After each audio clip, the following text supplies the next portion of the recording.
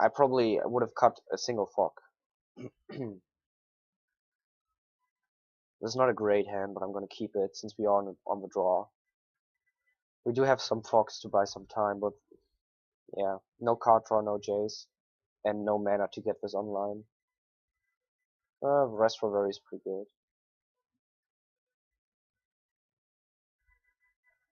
I kind of want to get blue though. Yeah, I'm gonna get blue. Because most of our deck is blue, and we don't really care about the 2 white spells so far. But we really care about being able to cast our blue spells if we draw them, and we really care about being able to muddle if we draw another blue source. So I think it's way better to get blue here.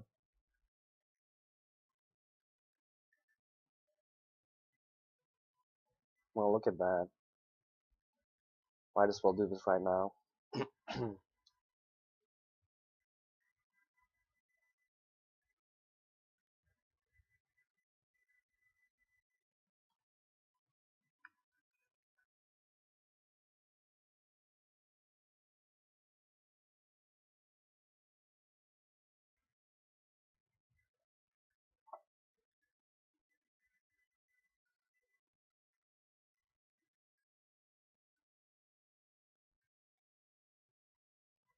Oh, come on.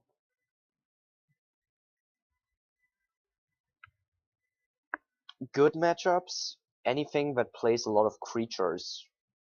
Hexproof, elves, stompy, white weenie, anything that's just, play creatures and attack.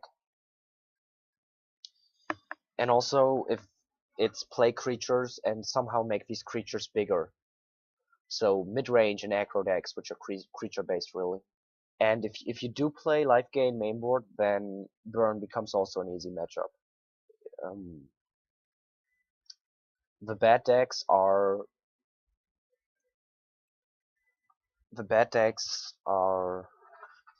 everything that plays counterspell, and the more counter they play, the worse it gets. So mono blue Delver is the worst matchup because they play like 16 counterspells. So they play 4 spells that are sprite, they play 4 counterspell, they play daze, they play, well, that's 4 different cards. So if they play a playset of each, that's 16.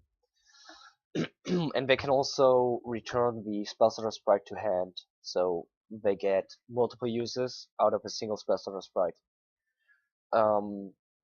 So yeah, the more counter they play, the tougher it gets, because at some point you're gonna need to fog every single turn, because they're gonna have lethal damage on the board, and there's gonna be a turn where when they have just 3 counters in hand, and it's impossible for you to resolve your counter.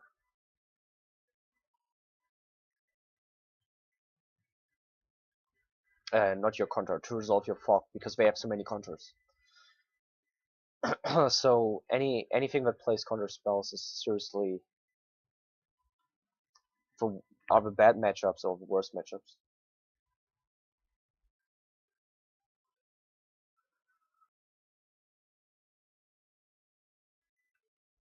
Yeah, you can play this in blue-green, in blue-white, or like I do in 3-color.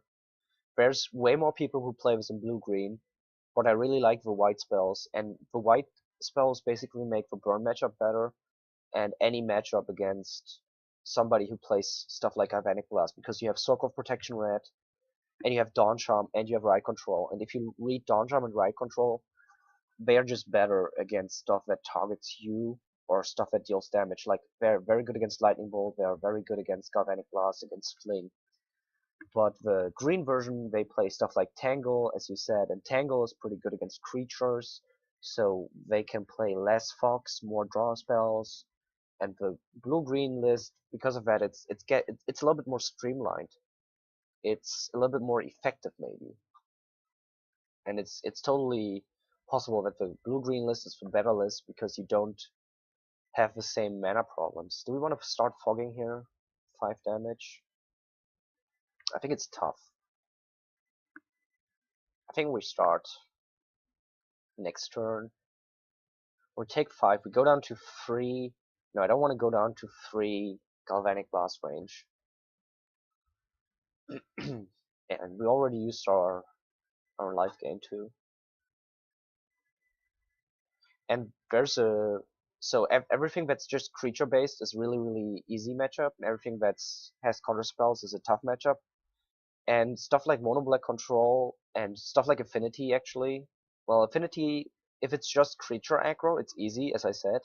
But if they have the ad hoc combo and really have a lot of cards for this, then it's tough. So it really depends on the kind of list you play against.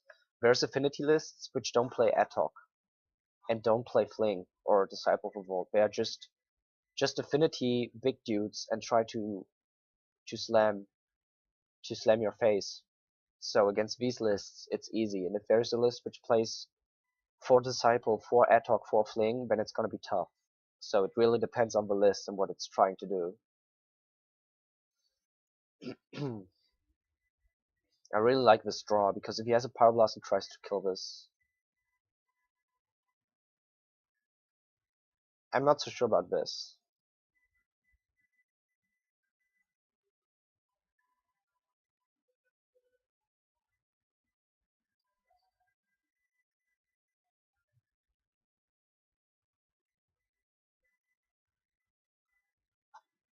I really hope he has a Power Blast and we can Hindering Light it.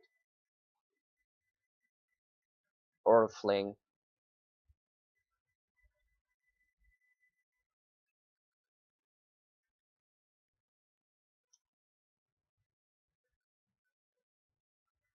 I've never played the blue-green, but I've played the blue-white.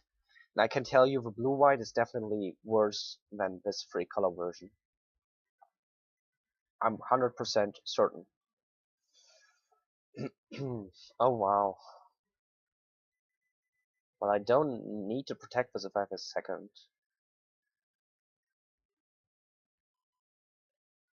Could also just throw this away.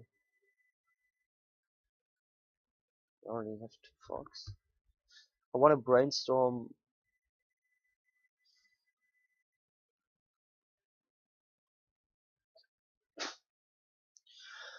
I really want to play brainstorm here. So I'm gonna fog and then play brainstorm and hope that I find a land drop. It really hurts me that I didn't hit a land drop there.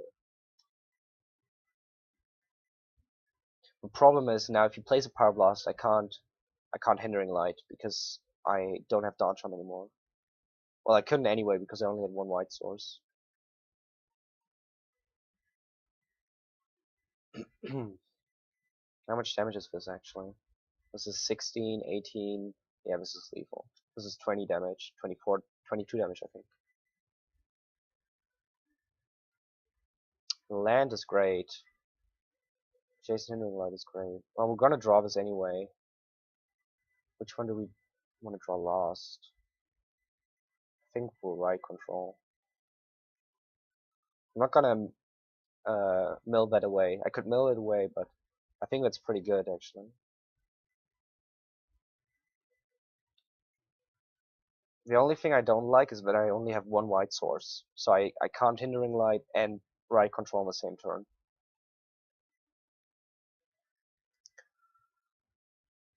The problem with so mono black control used to be a 50-50 matchup. Hang on, my throat is killing me.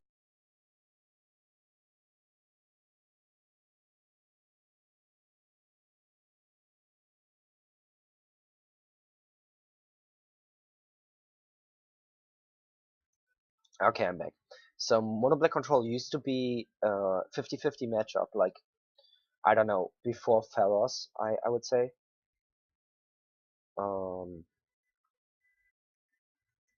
And then they got Grey Merchant of Asphodel, which is also called Gary, and that changed everything. So first of all, why is it a 50-50 matchup? Well, if they have a good hand, they will play Shittering Reds into Shittering Reds into Shittering Reds and play Range Mine and stuff like that. And the problem is, once your hand is empty, you're basically lost, because you have to top deck a Fox spell every single turn. or you have to top deck a draw spell and then draw into a fog. As soon as you top deck a land, you're dead.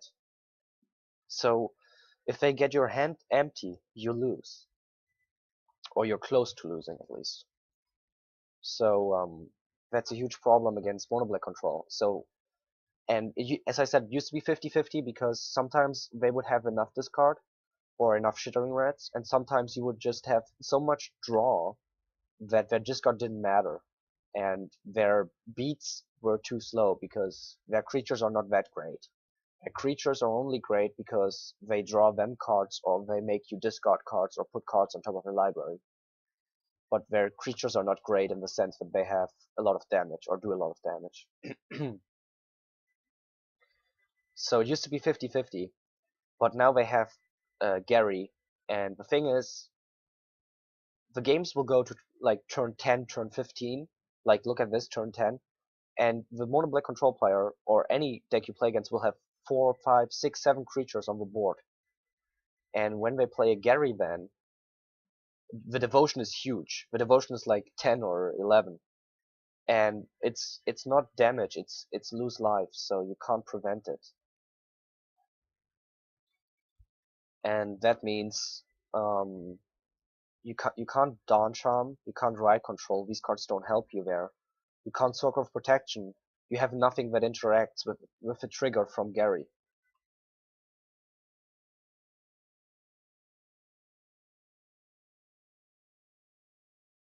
So Gary had a huge impact on that matchup and shifted it from 50-50, I would say, to maybe 60-40, which doesn't sound like a lot. It sounds like, oh, it's just 10%, but it's actually a huge difference. You really, I mean, they draw like half their deck over the course of a game, and it's just so likely that they draw like 1 or 2 Garys, and that you don't get to counter them all, and then you just always lose to one of those Garys.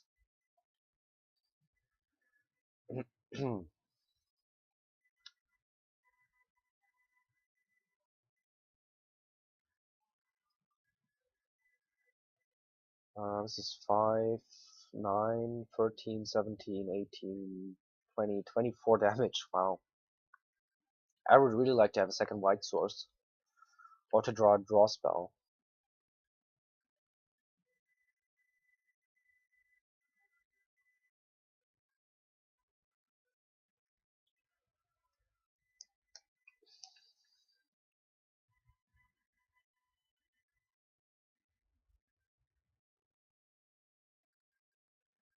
And the mono black control matchup got a little bit better again when we got Treasure Cruise, but now Treasure Cruise is banned again.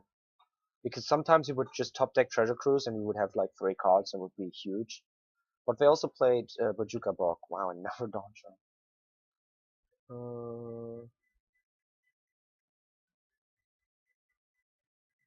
Nah, I thought about this. It's called Fade Away. It's called Fade Away. Fade Away. The thing is, so imagine we use it here. Even if he taps out, first of all, he's not gonna tap out. But if he is tapped out and we use Fade Away, he's just gonna sack 1, 2, 3, 4, 5, 6, 7, 7 lands, and keep at least half his creatures. I mean, they're gonna keep at least half their creatures, and you don't care because half their creatures is usually still lethal. So having that card is usually worse than having a fog. I've never tested it. I thought about it. The first time I saw it, I thought about it, and I realized that your opponent is probably just gonna sack a bunch of lands to keep his biggest creatures, and then he's still gonna have lethal damage, and you got nowhere. And usually you will get it so late.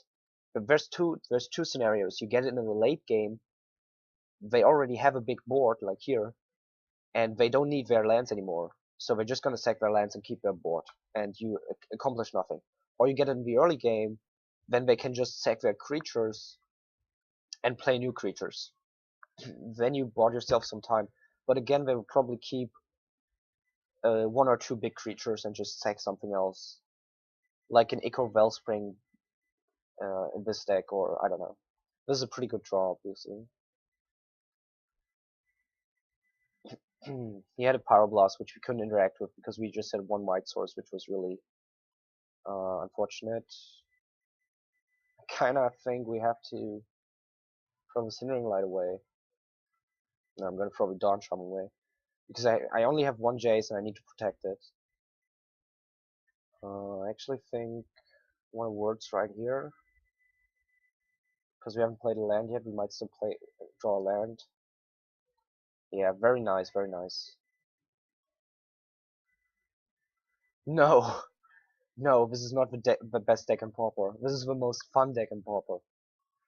The best deck in Pauper is probably a Tron deck or a Delver deck, in my opinion. I think the best deck is probably a Tron deck or a Delver deck.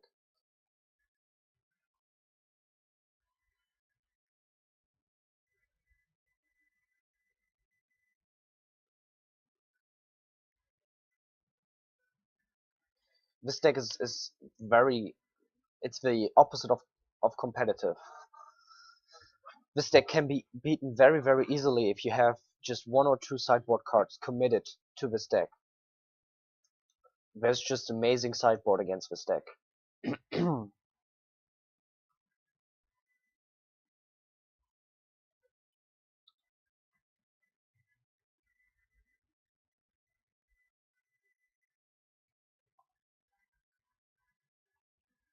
I think we win. Brainstorm into Brainstorm. Oh, do we have Accumulate Knowledge in our graveyard?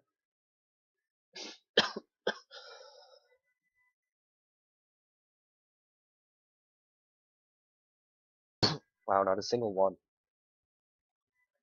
Well, I want to keep the Arcana Owl, so...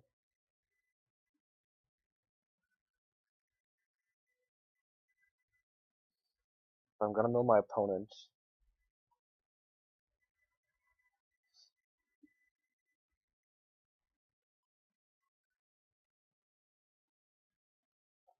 Yeah, but I think we win. Unless he has a fling. Let's see how many flings he has. Because he can fling in his upkeep.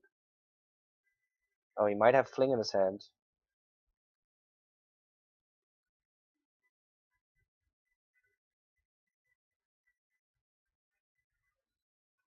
We could play both. Hang on. We could play both of these spells, and then he would be on 0 cards in his library. But in his upkeep, before he draws the card, he could cast Fling. So I think we play it safe. We just play Moment's Peace and keep Arcana up. Probably 50-50. If they have a very, very fast hand, you're just gonna lose. If they don't, I don't think they have a way to win. So it really depends how fast their hand is. And your starting hand, I mean, sometimes your starting hand is like 3 Fox, and then you are in a good position if your hand is like Jace and 3 Fox. And if your starting hand is like Jace, or just 4 draw spells and 3 lands, then you're probably gonna lose. So it really depends how fast are they, and how fast can you start fogging. But I think it's probably about even, or they are slightly favored.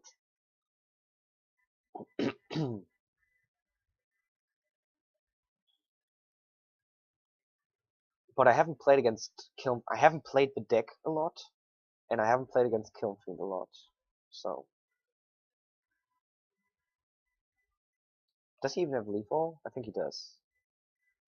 This is 5, 9, 13, 17, 18, 20, 25. He has exactly lethal. Are you kidding me?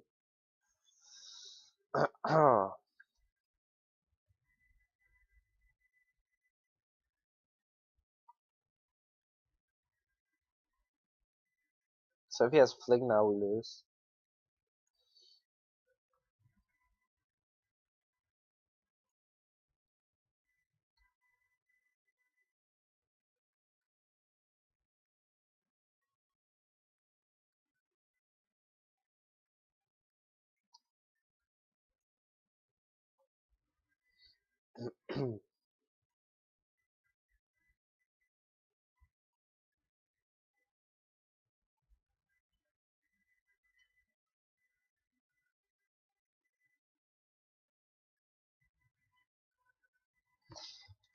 And that's a 3-0. 3-0. So we are pretty much guaranteed to be where is it? Guaranteed to be in the top 8.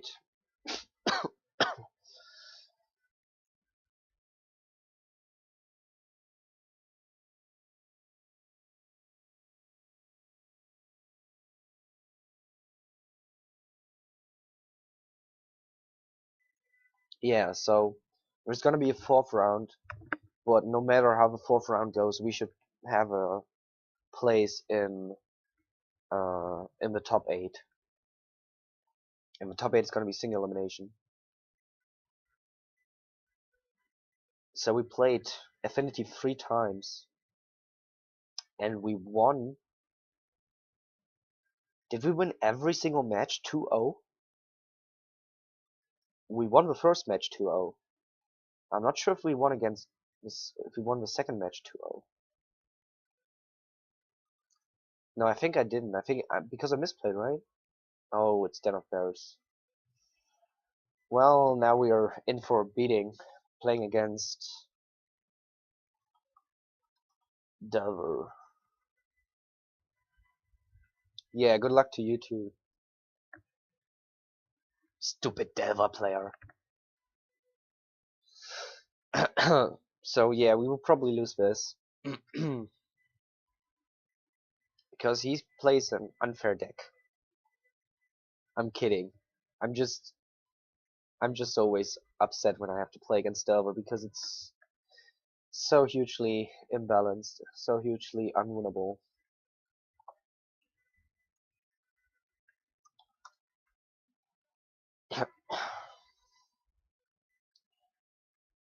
Might as well keep this.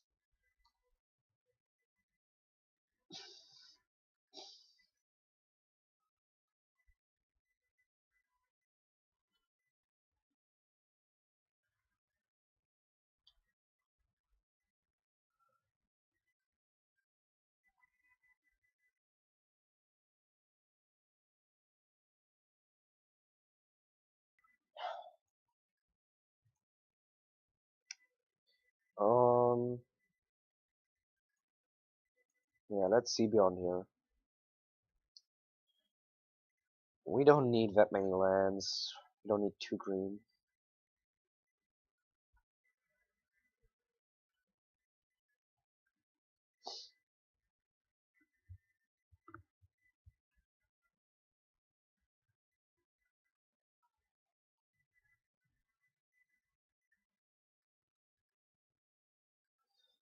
I kind of want a compulsive research here, but he has 2 mana open, and I know this has to be contour.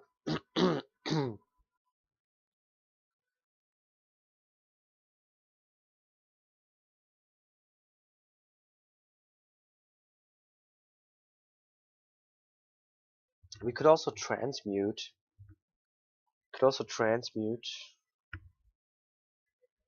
Into a Jace.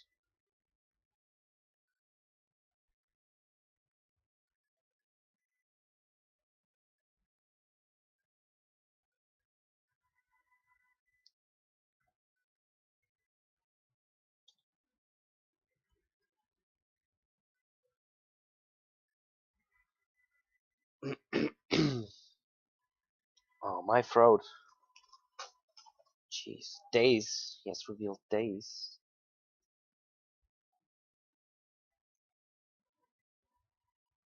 And he has almost lethal.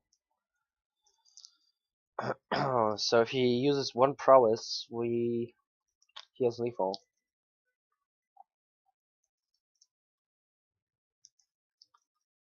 So we need to play around days.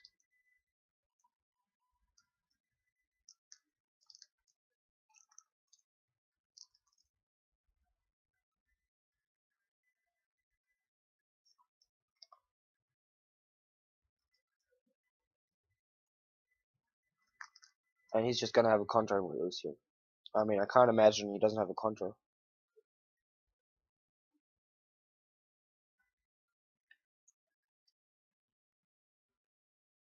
Well, he might have only Spellstar Sprite, which doesn't help him, and Daze doesn't help him, so maybe. It's possible.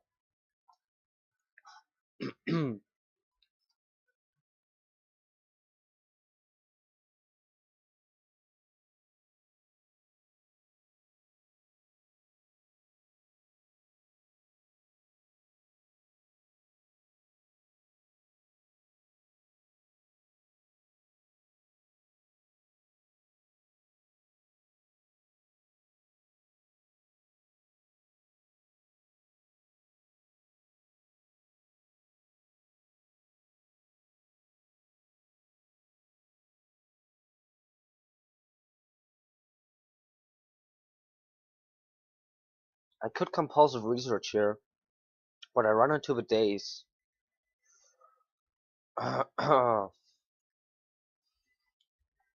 Thing is, I don't think I want to Moment's Peace next turn.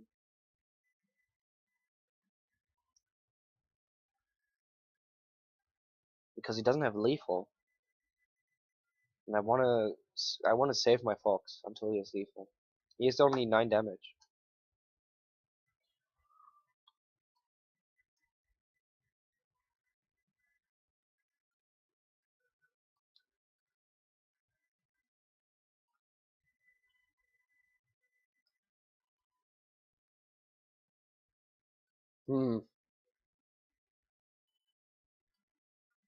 I definitely need a Moment's Peace.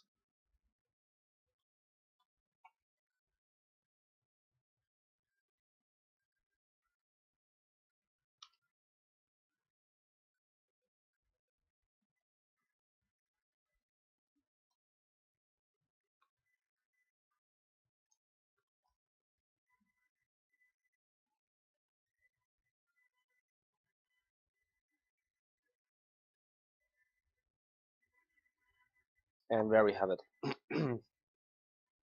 Let's see what we would have drawn.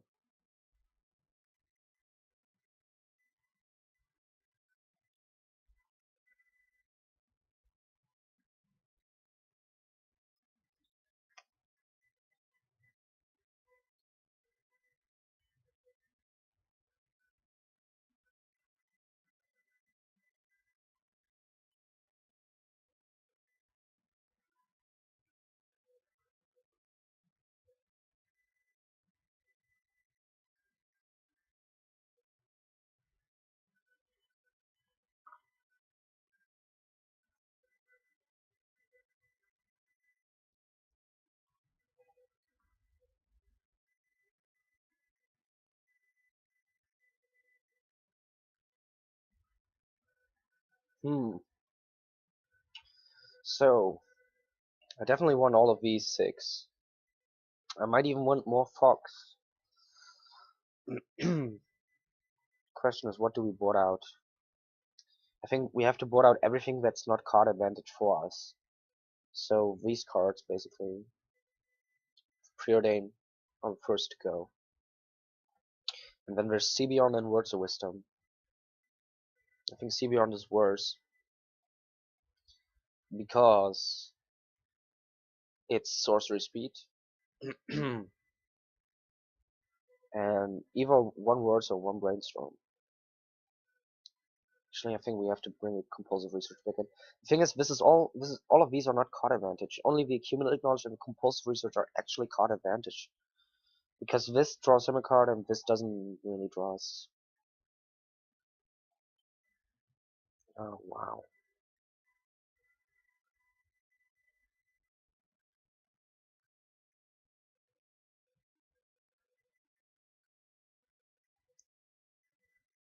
We play very little card draw then. But yeah, that's the problem with my current list. It doesn't play that much card advantage, only 5 spells.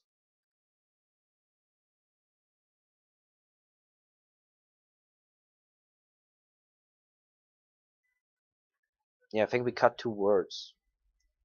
Or maybe 1 words, 1 brainstorm.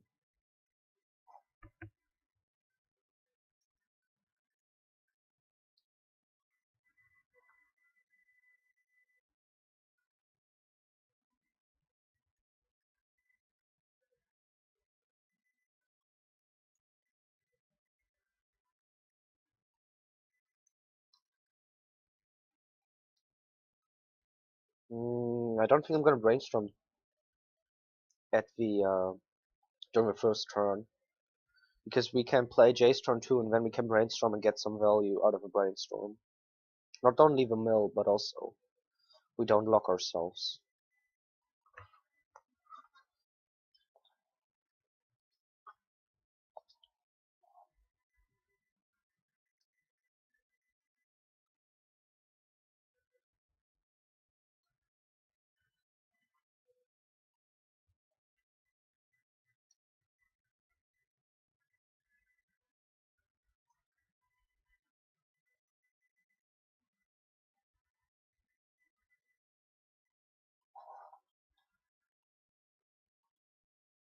Resolving an early Jays is really important.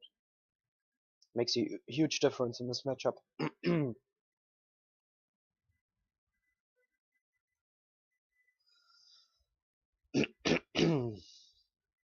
So we want to brainstorm on words.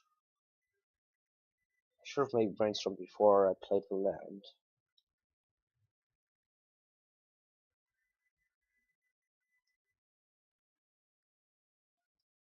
Interesting. I think I want to cast my spells now, since he's tapped out. Definitely want to keep the Jays.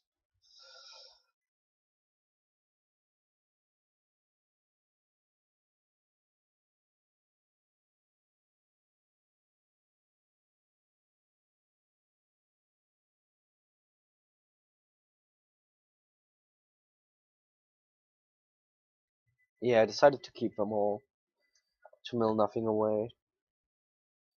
I think it's okay to mill maybe the model away, but I decided to keep. I should have probably wordsed also. That was a misplay, I didn't think about that. But it seems he's tapping out, or at least he's tapping.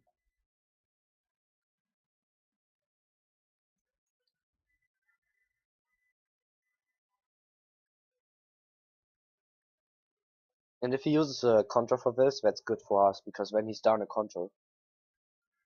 So we want him to counter this, kind of.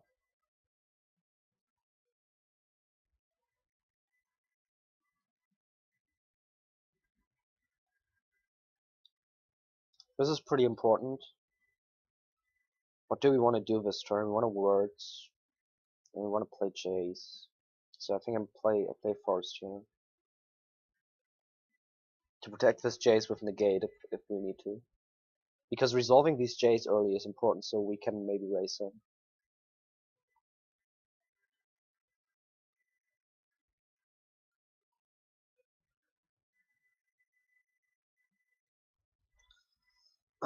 We are all the time scared of days. So far we were lucky. He has a ninja. That's a problem. That's a huge problem.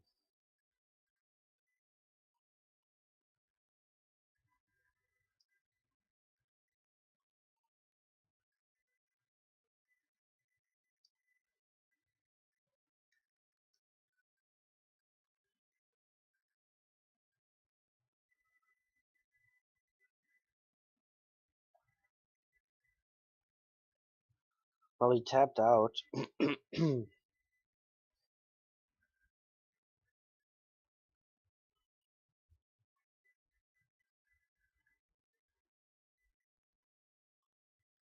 So I'm just trying to raise as fast as I can right now. Because, as I said, eventually we will not be able to fog. What do we want to do? Do we want to fog in his turn? Well, otherwise he draws a card.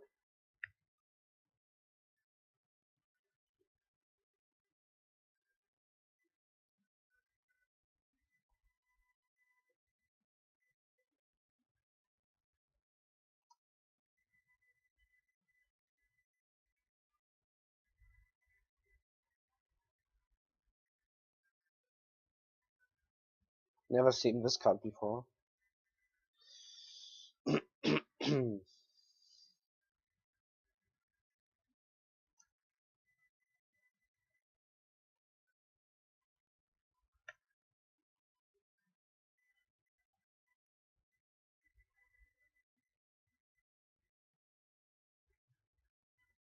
So This ninja is basically, I think, the reason we're not going to win this game. I think we were on a good path to maybe winning this game, but since he's getting so much so much cards from his ninja, he's probably drawing enough fox. Do we want to get another chase or not? I don't know. I think we want to have rather have a contra.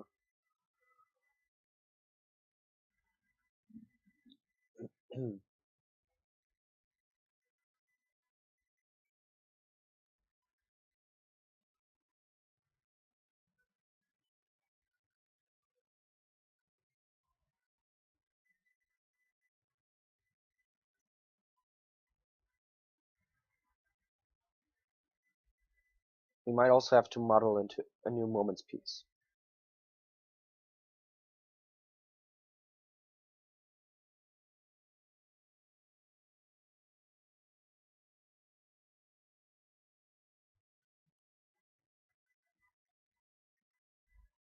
Brainstorm is pretty good here.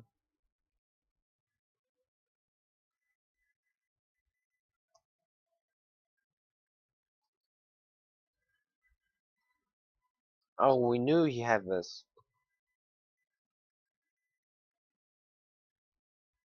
We knew he had that.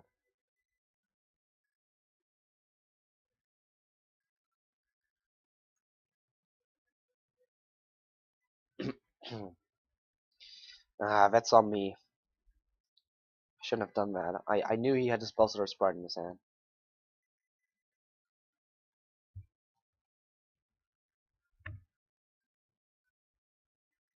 But this would have been so important for us to resolve. Mill him 6. We get to find another fog, hopefully.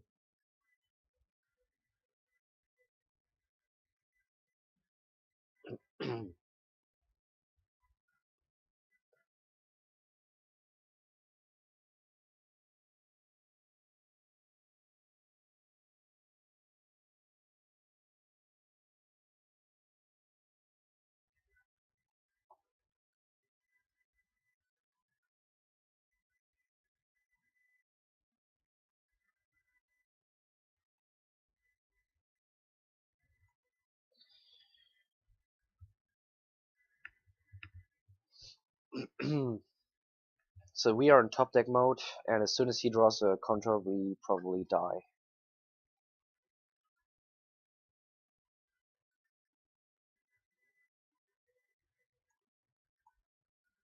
If he has a counter here, we can flashback.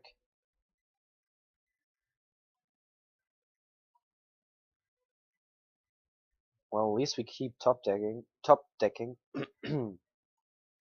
Let's thin our deck a bit. We really don't want to draw land.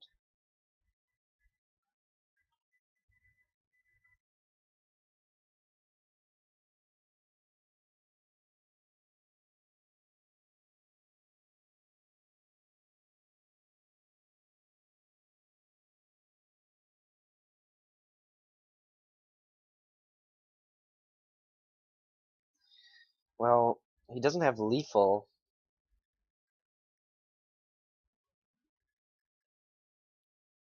So we might actually let one through, but then he draws a card, so it's really a tough decision to make.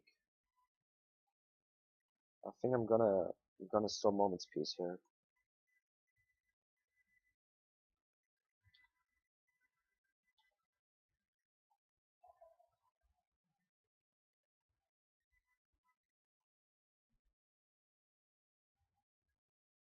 Keep drawing Fox. Some draw spells would be better because you kind of want to draw a draw spell and then cast that draw spell and that draws your Fog. So you get more milling, or you get some mill. Guess we could let one through again. Maybe you want to let one through. I think the turn he has a counter, he's gonna attack with everything.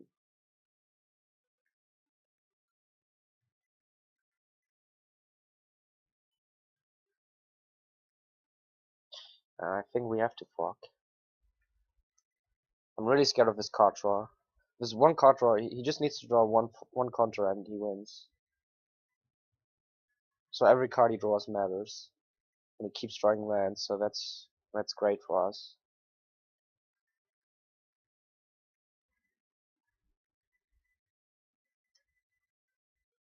And a moment's peace. Well, we keep top decking. We might actually win a game against Delver.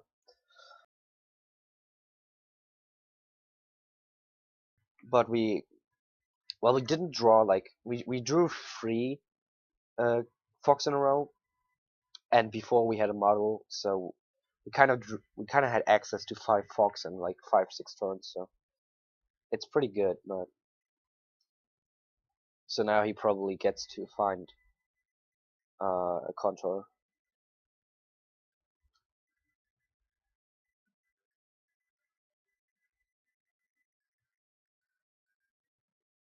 I think I'm gonna lead with a moment's peace because I want him to counter the moment's peace, and I want to be able to resolve the right control. This was lethal actually. This is 6, 11, 12. This wouldn't be lethal. I'm resolved again. And if this compulsive research resolves, I think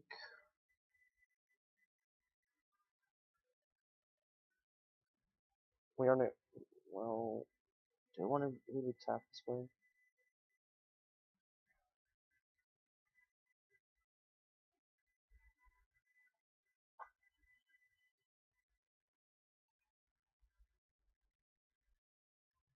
Wow, this is huge.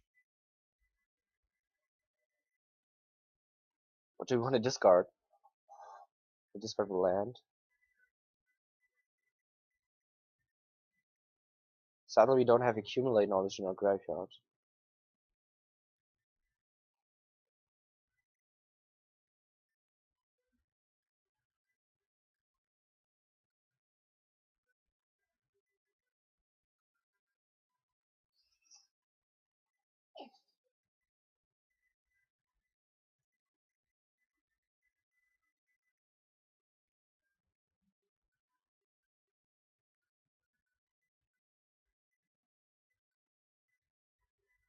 I'm doing this in this upkeep so he doesn't get to draw another card.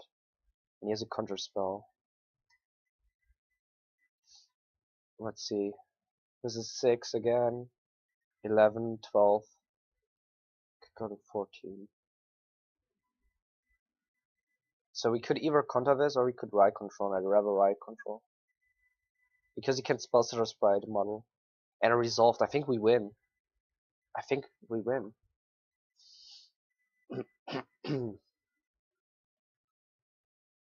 This is huge. I don't think I've won against Delver in like several months.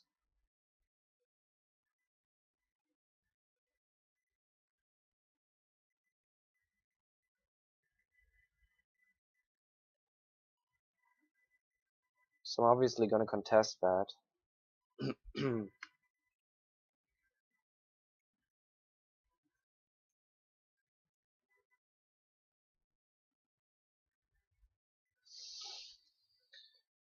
Wow, I haven't won against Delver in a really long time. So what we did kind of worked. So I think I keep it the way it is. But we got really lucky, to be honest.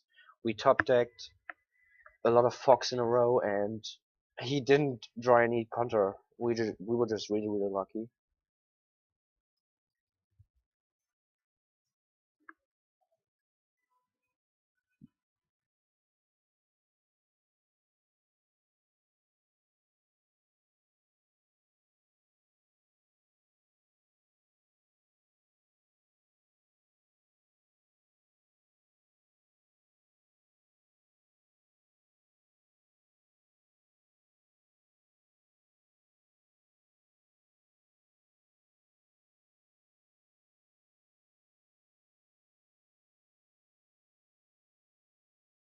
Well, that just happened. Well, we had no bad mulligans so far, so it's okay that one game in the evening you can have really bad mulligan. And the thing is, at least it happens against a deck where I was going to lose most likely anyway.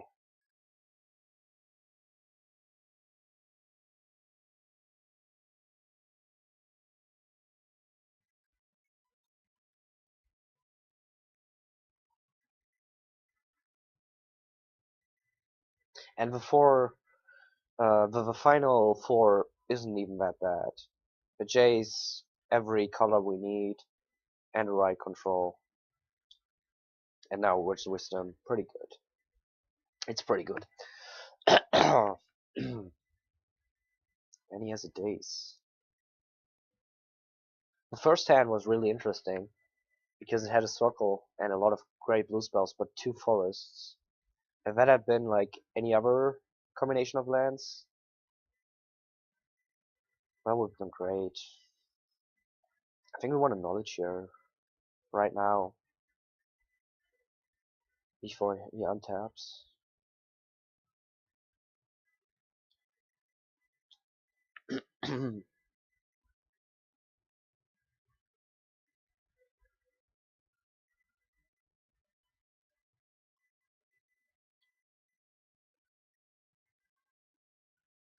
Now we need to hit our land drops. I'm pretty sure we're gonna get a counter now, but we need to do this because we need to hit our land drops, or we're not gonna be able to cast Fox and counters. So this is huge that we missed our land drop here. It's not even close as important. It's no debate. He doesn't need to hit his land drops that much.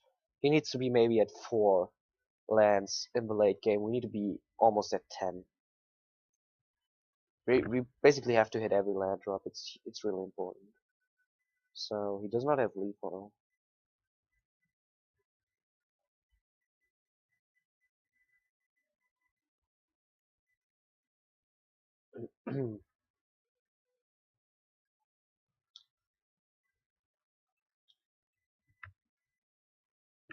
Because we want to be able to cast a fog, which is maybe 3 mana, cast a counter, so we are at 5. On top of that, cast a draw spell, so that's 7 at the least. And then you probably want a couple more mana for a second fog or for a second counter, or you know, to pay days or mana leak or something. So we know he has a days. I think this reveal was a days. I have to check this because this might be important.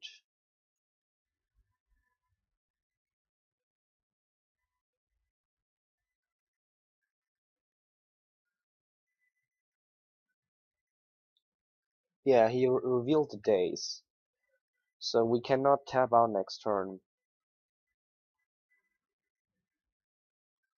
So we can't play anything this turn.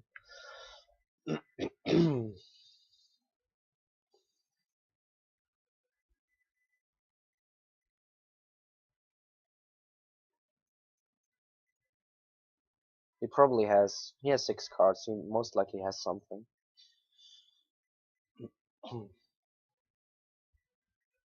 Which is okay, we had a multi-4. And we won 1 game, that's really huge. Repeal. Well, you can have a repeal. Price of 2.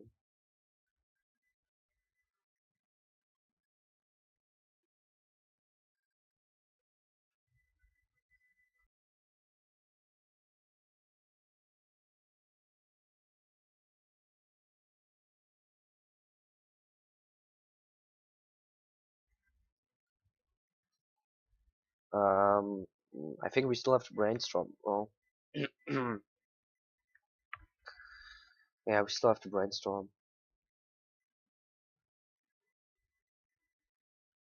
Because we need to find both lands and fogs. Fog is pretty important.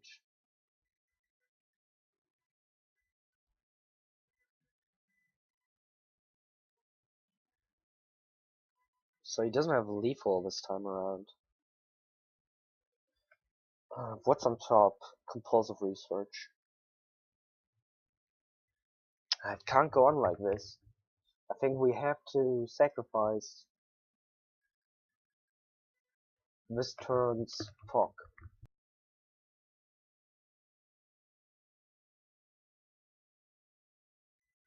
I think we have to accumulate knowledge or brainstorm. I'm gonna lead with brainstorm actually, because we need to find a land basically. Boom.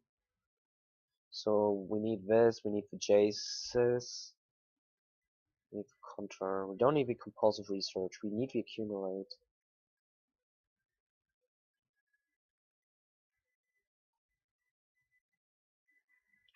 And we still get to fog, so this was lucky. It worked out, but it was lucky that it worked out.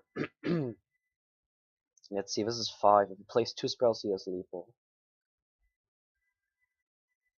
I think if he does not play 2 spells, I just let this go through. I just let him attack, basically.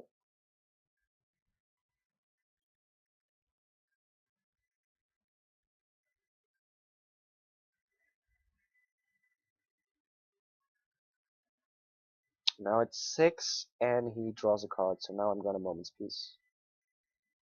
If he has a counter now, we lose. I mean,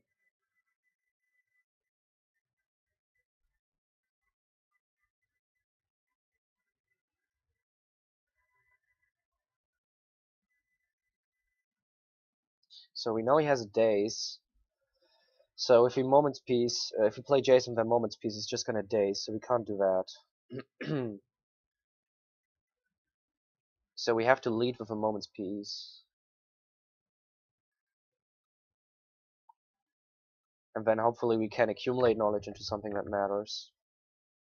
You see, just because we didn't hit our land drops, it's turn 9, we have 5 lands. If we hit our land drops, we would be in such a great position. We would be able to play these Jaces on our turn. We wouldn't have to worry about days. Not hitting our land drops made a huge difference.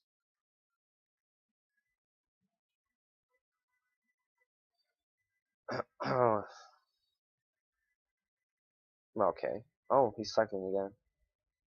Every time he taps for 2, I'm like expecting to lose.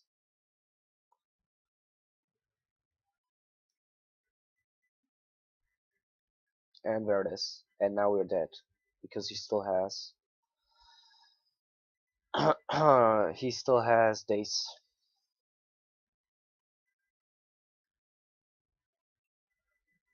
If we had to hit our land drops, which is a big, like, it's a big if, because then we wouldn't have had enough, as many spells, and of course we had a mole and stuff, but then I think we might have been able to maybe win this, because again, he was not drawing his contours, and we had crazy spells, but, you know, if you draw more lands, you draw less spells, so, I don't know.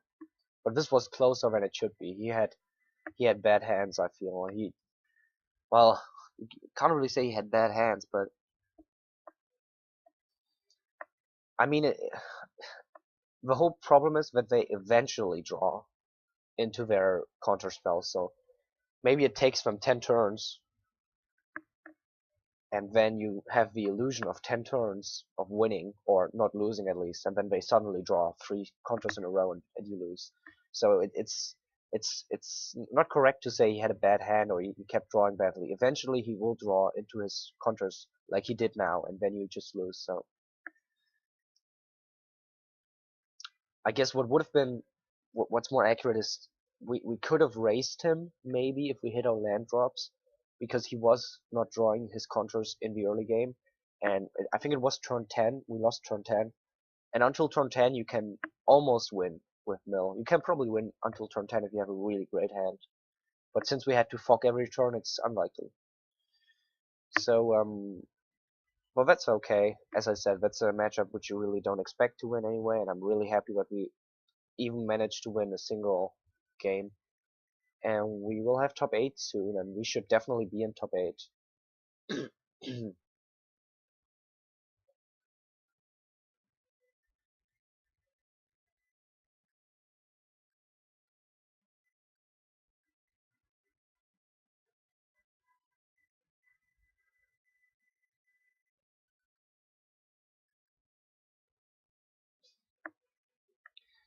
So, yeah, I think round 4 is done, so we should have pairings for top 8 really, really soon.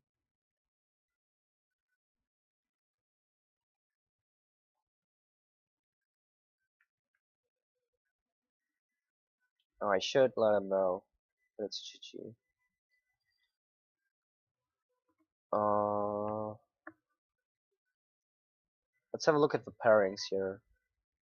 So after round 3, we were on the top. We had a better. Oh, we got paired down actually. That's interesting. We had the best up score and stuff. So there's 3, 1, 2, 3, 4, 5, 6, 7, 8. 8 people. So 4 people out of this. Yeah, we should be top 8 because there's only six people with 9 points or higher. Right. So there's 6 people with 9 points or higher. It kind of depends if a 6-point person got paired down and won and stuff like that, but we should definitely be top 8.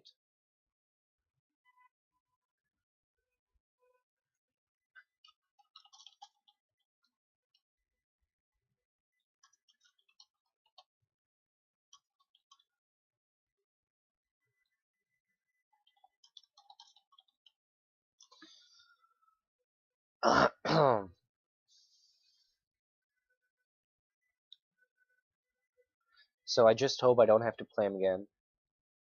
I just hope I don't have to play against Den of Beers in the top 8 again.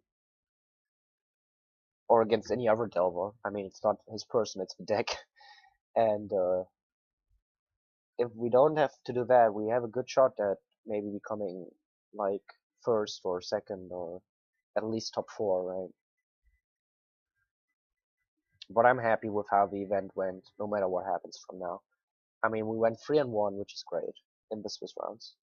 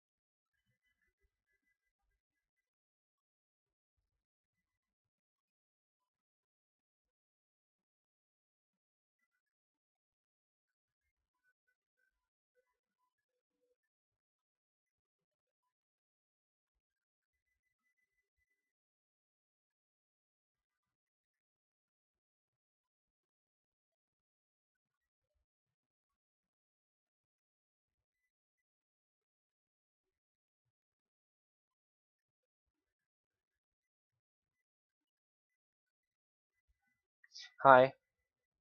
Hi, we're currently waiting for the pairings of top 8. Uh, we finished 3-1 in the first 4 rounds, or in the 4 Swiss rounds, and now we're just waiting for top 8.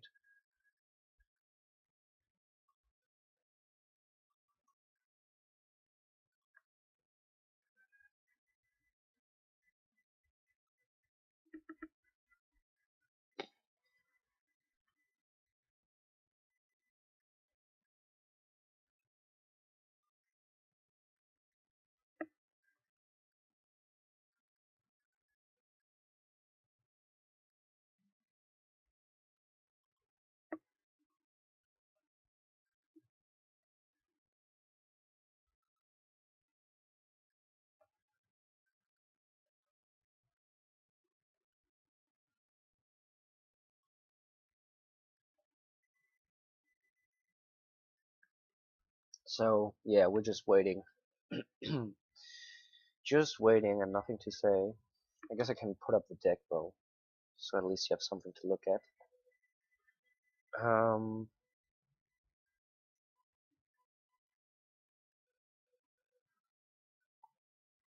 If you have any questions about the deck, now's a good time, I suppose. Or any questions at all. Or if you just want to talk about just anything, since there's nothing happening.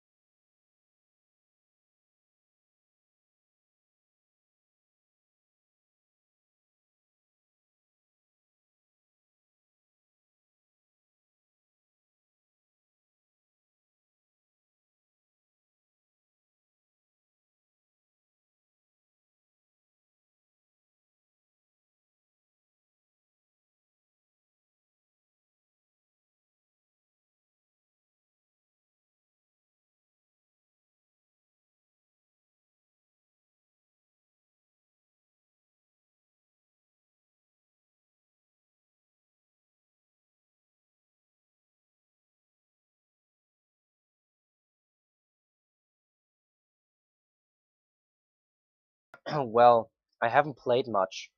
This is literally the first Pauper I play since the ban has happened, and well, Treasure Cruise was a huge part of this deck, so this deck got definitely worse because Treasure Cruise got banned, and I don't think the other decks got punished like at all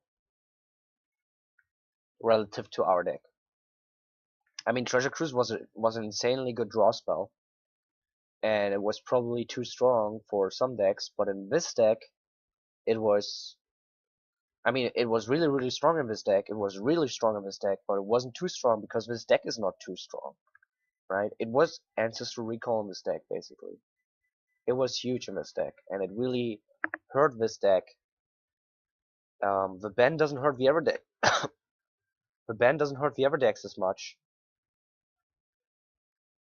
Yeah, so this deck got worse in the post-ban meta. This is basically what I'm trying to say. The bannings hurt this deck more than any other deck. And that's a shame because this deck wasn't too strong. This deck was just barely playable. Just a lot of fun to play, bro.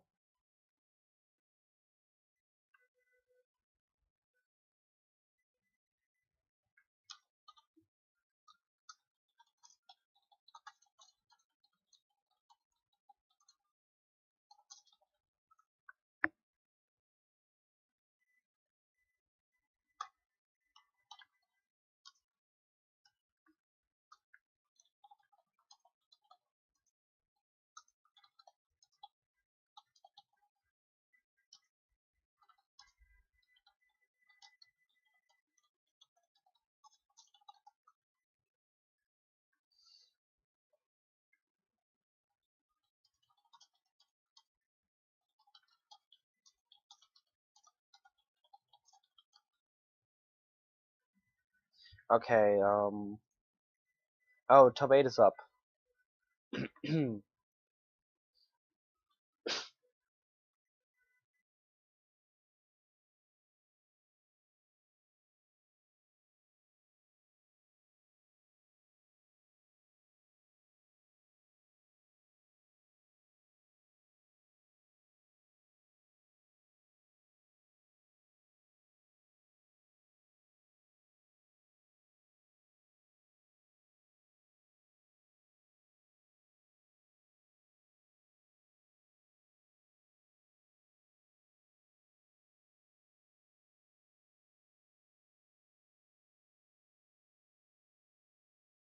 Okay, let's see.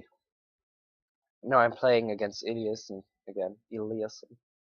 Whatever, how that is pronounced.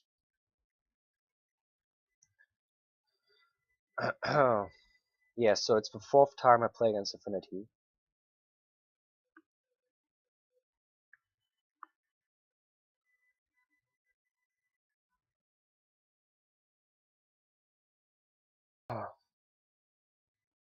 Oh, hang on.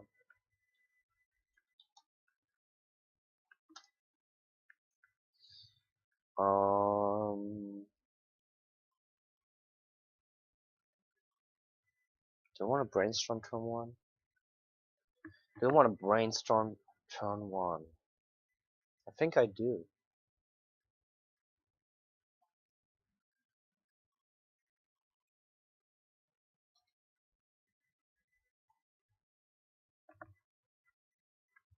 Yup, I definitely wanted to do that. Okay, let's have a look. Definitely keep this. Definitely keep this. Not sure we need those two. 4 mana seems. Well, we're just not gonna shuffle, right? We don't need the Moment's Peace right away. We don't need that right away. We're just not gonna shuffle because it's all pretty good. It's all pretty huge.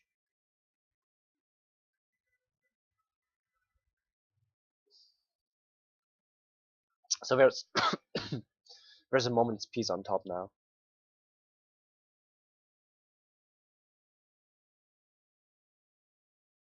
I think it might have been okay to maybe shuffle one of these 2 cards away, but there was no way to shuffle and play the Jace really, really early, so. And we definitely wanted to play the Jace turn 2. I think here we actually want to get a second blue source instead of playing the plains, which we can do nothing with. And a second blue source is, yeah, a second blue source is really important at this point. Nothing so far from our opponent.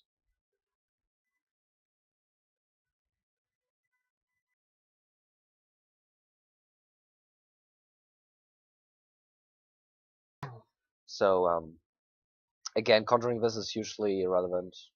Doesn't do anything. So I'd rather words of wisdom here.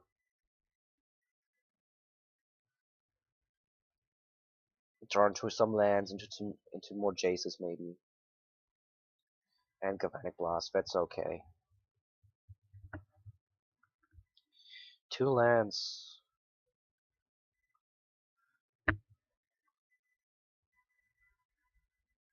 I think I still go for a blue source.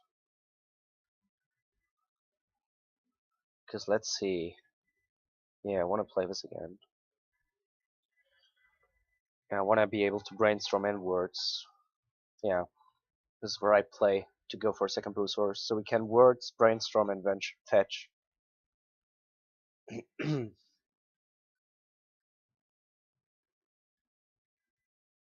Actually, I think I'm going to counter that. Because that means we deny him a clock. We deny him a presence on the board and damage. So we have to start fogging later. So that's pretty huge. Unless he has now 3 other creatures, then it doesn't matter. But it seems that he's lacking creatures. Yeah, I don't think we want that, and I don't think we need another green source.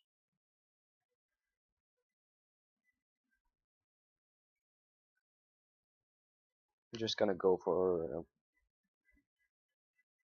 well, actually I could get another blue. 4 blue, yeah, that's right around where I wanna be. 4 blue.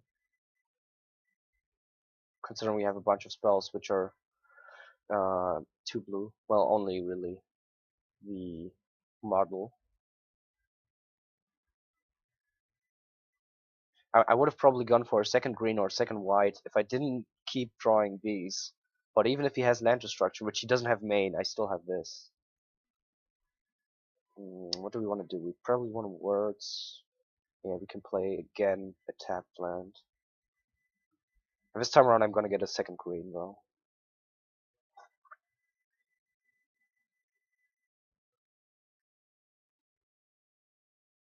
Yes, in this matchup, yeah. In this matchup, totally.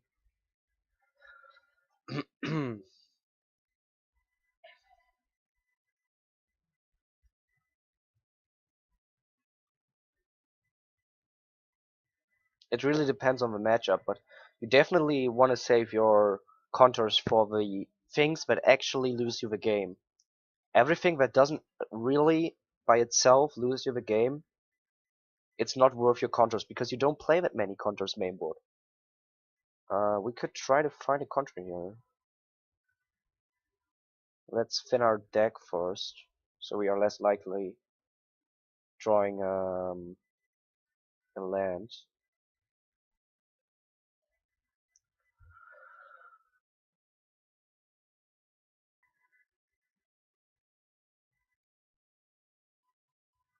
Getting a little bit flooded here on both lands. Well, not really on Fox. Fox is right around where we want to be.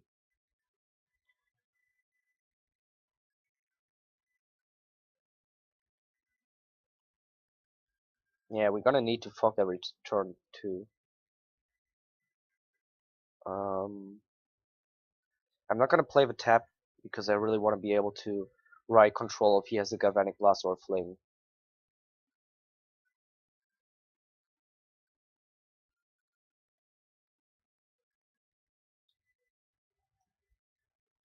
I think that's as low as we really want to go. So the right control would have been gain 6 life basically at that point, or prevent 4 gain 2, but I don't think that was necessary to right control there. But I want to be able to have it open in case he has more. And I think I'm gonna lead with right control here just to go back to 10.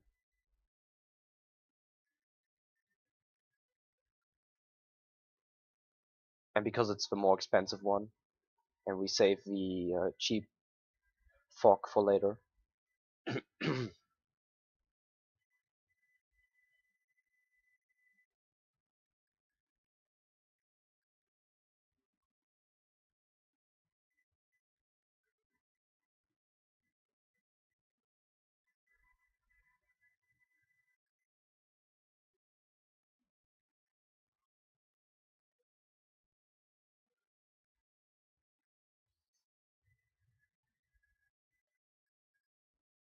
Yeah, this could have been ugly if we didn't have a right control. Since he had 3 galvanic blast and fling, it can still become very ugly. I kind of wish I still had the quiet disrepair, which I put away.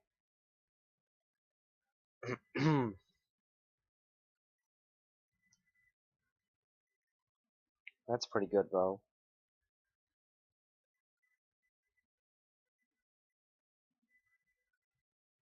Oh, oh. Let's see.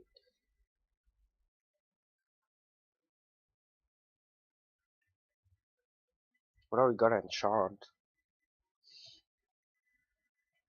His red source or his mirror enforcer?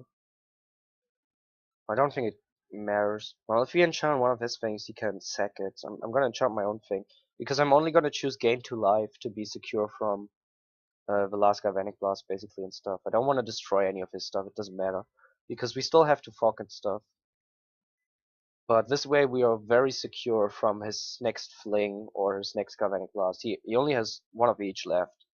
And we can probably, after 3-4 turns, we can let an attack through because of all this life gain.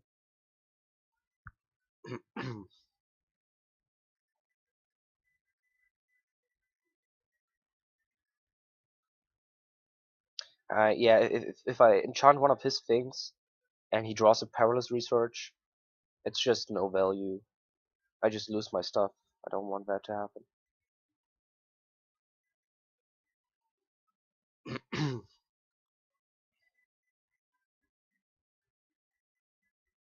I should probably put into the description that we're playing top 8.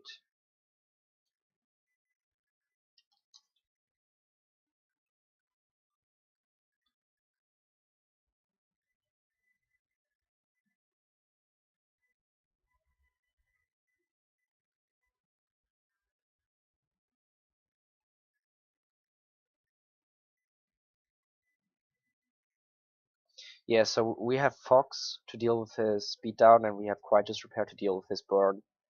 So we are in a pretty good position, but it would not hurt to draw more card draw, or to draw another Jace. We don't want to draw another Fog. Well, eventually, but not right now. Well, now a Conjure would be good. And we definitely don't want to draw another land.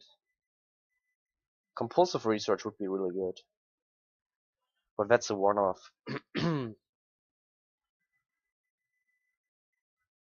Oh, if he has Fling here, we die. But he doesn't.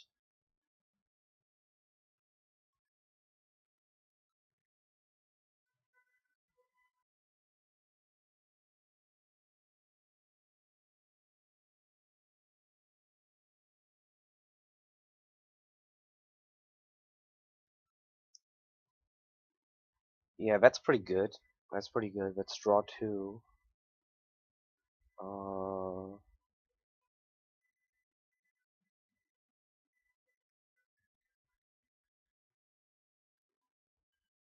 that's huge. Because this can interact with almost anything. But another land, that's not good.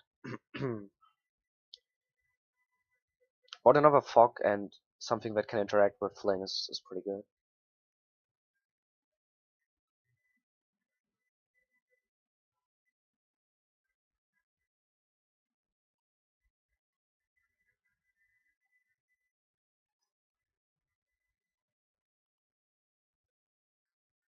So he's attacking for only 8. I could let this through, but it's a little bit risky.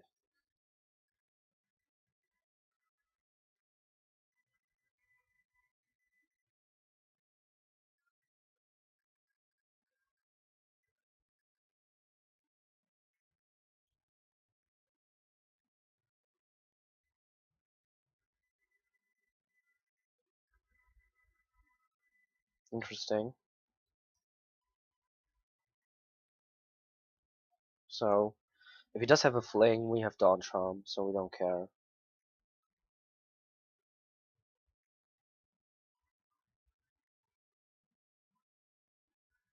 We milled the last Galvanic Blast, so there's now only fling.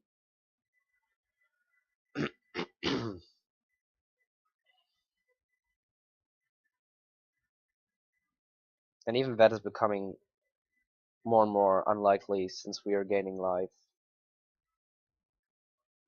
And we're still drawing lands. How many lands are left?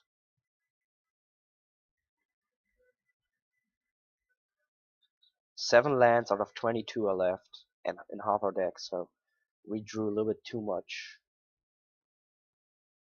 Just a little bit too much.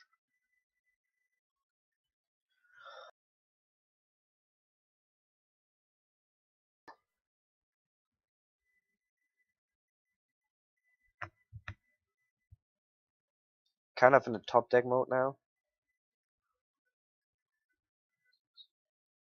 Yeah, he could definitely fling us to death if he draws it, despite the life we gained.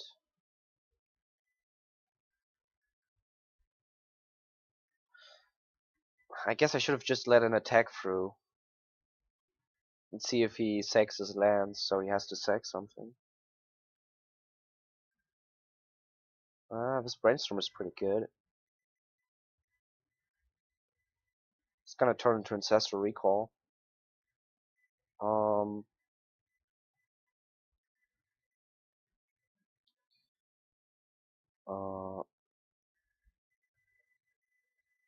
Do we actually want to move them away? No.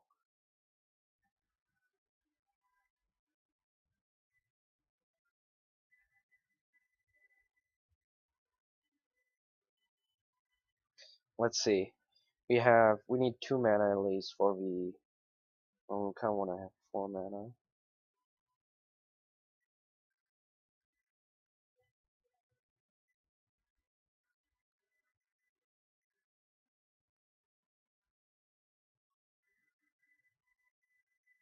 Yeah, it has to be land. So I want to have a Moment's Peace open, and I want to have the Moment's Peace the Dawn Charm and the Moment's Peace. This is a fog, this is a control. Leaves me with a Brainstorm. Can we actually win? We can win them. No, we can't win this turn. Well, we can preordain without a problem.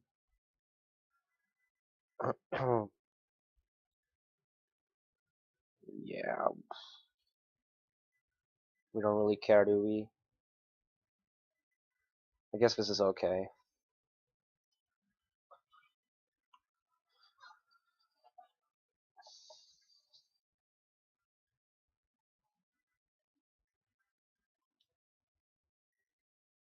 He still has to have a fling, though. There's still 1 fling missing.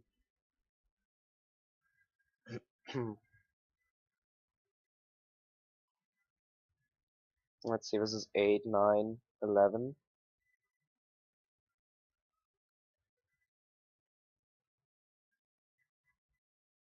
But he's dead to these 2 cards. I'm not tapping out end of turn though, because we need this Dawn Charm. Did we mill the fling now? Still? No. We didn't mill anything, never mind. Okay, what did we do?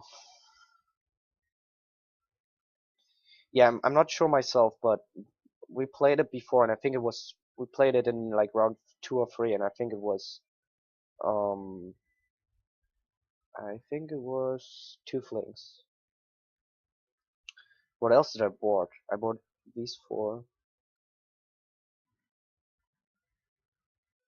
What else did I board in before? The Arcane Isle? Is that it? I think I bought it out for Quiet Disrepair because I didn't like it. And I'm pretty sure I bought it out for Preordain and the Compulsive Research. I bought it in something else because I was stuck at 61. Oh, the Restful Valley. That's right. That's right.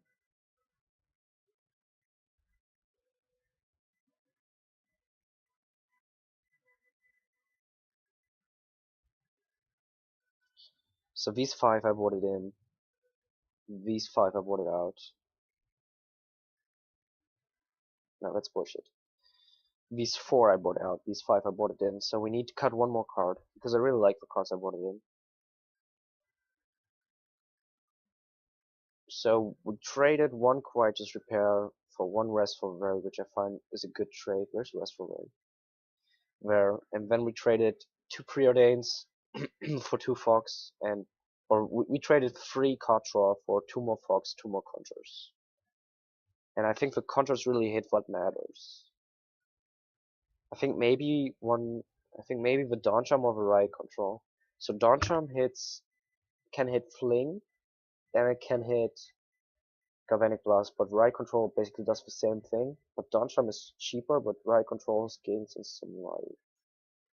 I think this is how I want to do it.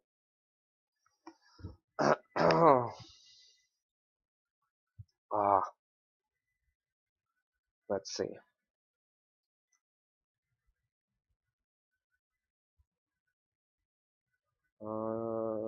Sure, this is a keep. Could be one more land, could be a little bit more fog heavy.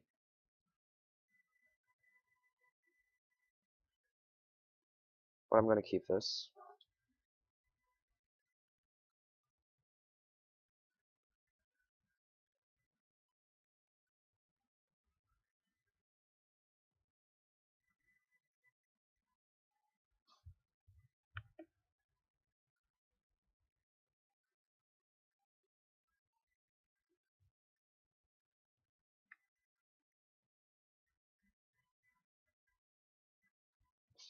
What time is it? Oh, jeez. It's really early for me, or really late, depending on your point of view, I suppose.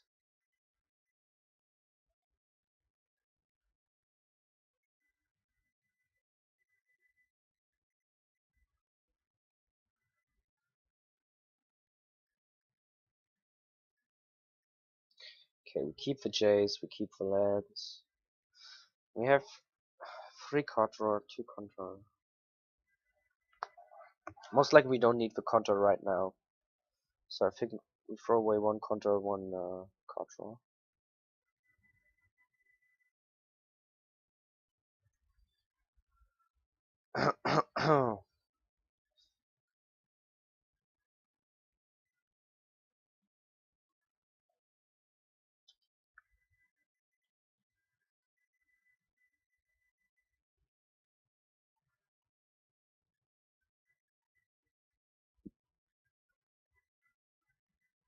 Going for mana efficiency here, not playing the Jays this turn.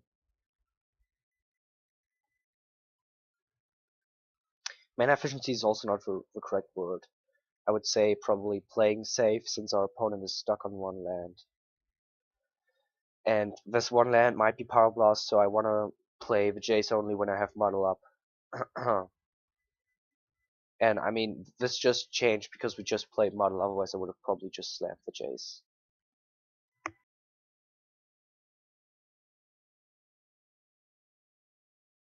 But this way we can play Jays next turn, protected with Muddle. The turn after we play another Jays, again protected with Muddle. Then we have 2 Jays, and yeah.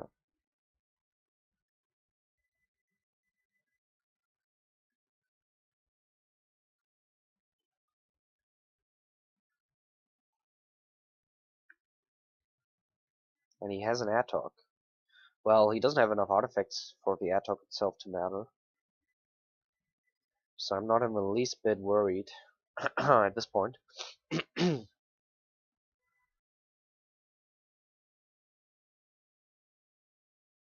at the end of turn, I'm definitely going to try to accumulate knowledge or words of wisdom. Probably accumulate knowledge. Are you talking to me? Because I haven't. I'm not sure if you're talking to each other or to me. But this is my first Pauper event since the ban, which happened a month ago. So I haven't played Pauper for a month.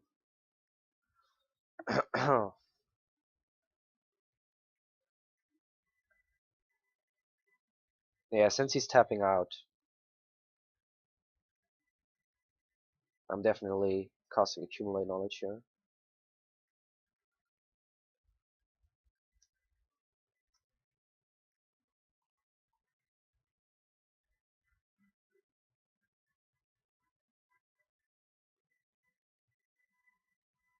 I wanna find a land.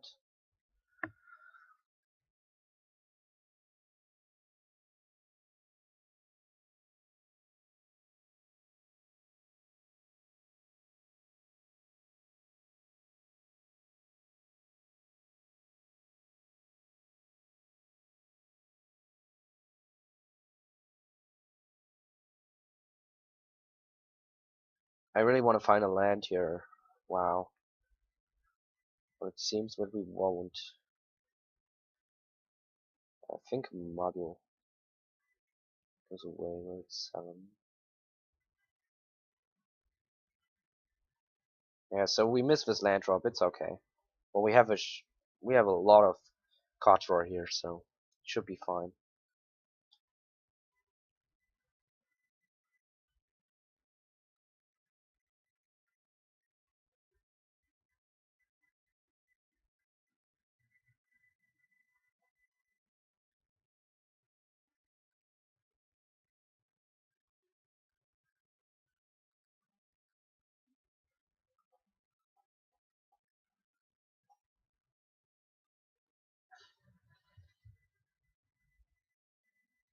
Not hitting the land drops is a little bit awkward here. We had a really great start, and it's still a really great start, but we have to keep hitting land drops. Otherwise, it could turn into a loss here, because he's starting to build up a board presence, and if he gets 2 free more artifacts and he attacks, yeah, if he attacks this turn and then he gets 2 free more artifacts, we could die to flame and stuff. So we want to definitely be able to have enough mana for fog and conjure and draw spells. So at least 6 mana is kind of where we want to be. So we have muddle, draw, and fog in the same turn.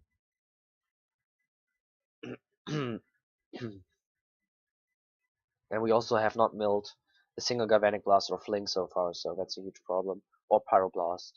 So all the cards we have milled, we haven't milled much, but the things we have milled are really irrelevant, insignificant. The cards we care about have not been milled.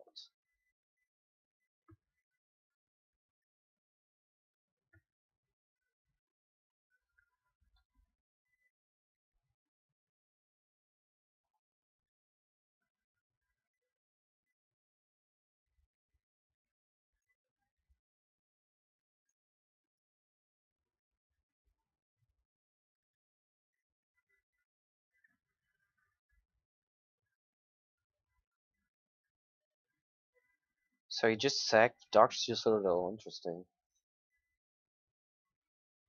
I guess he doesn't need that many lands. Oh, he might be, oh, we're dead, I think. If he sacks all of these, +6/+6, we are actually dead. Oh no, it was already after attackers. I'm stupid. And we find a land, that's pretty great. So we have to fog every single turn now.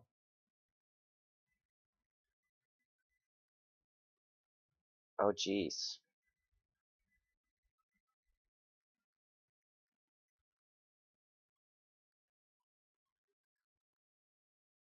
Yeah, well, we can't draw anything here. Because we have to fog. And we have to protect it with model. Really awkward. Despite a great start, we might lose this.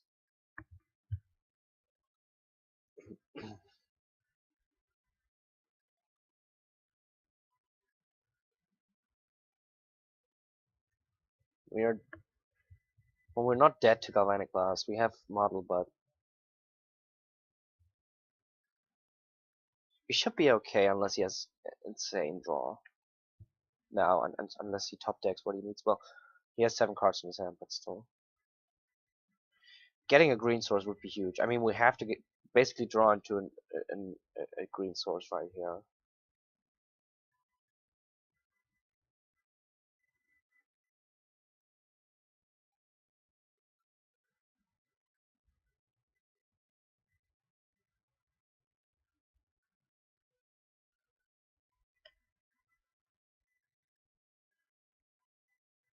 I think I have to accumulate knowledge at the end of turn.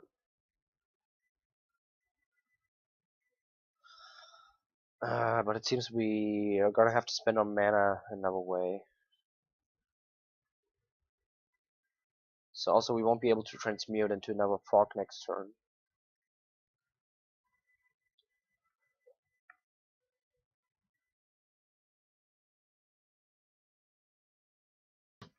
Oh, this is really weird how we ended up losing this because we had an insane hand, and just because we got mana screwed, all of a sudden we lost this.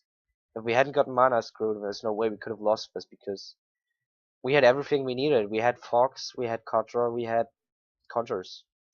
Just suddenly didn't draw any lands. And yeah, he had a crazy hand with Galvanic Blasts, but that's the problem with a deck. You can't just expect beatdown because sometimes they just play 3 Galvanic Blasts and it's 12 damage, and that's huge. And then they sack 2 things into their attack and attack for 6, so it's huge.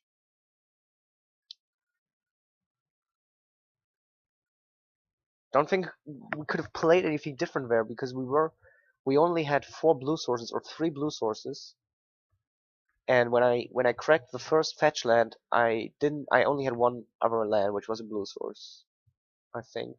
And so I got another blue source because 2 blue sources you're gonna need anyway. And then with the second fetch I got a white, and then I only drew basics. So there was no way to go to green. This has to be a mall.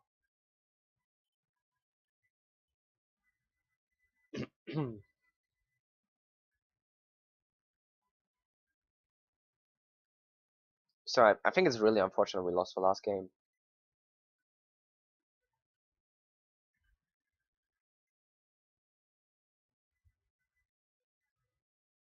And yeah, just due to the explosive nature. Oh, hang on.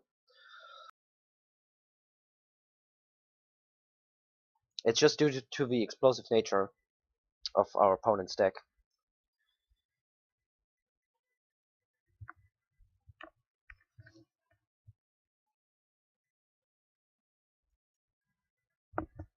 Maybe I played a little bit too greedy somewhere with the Jaces and all.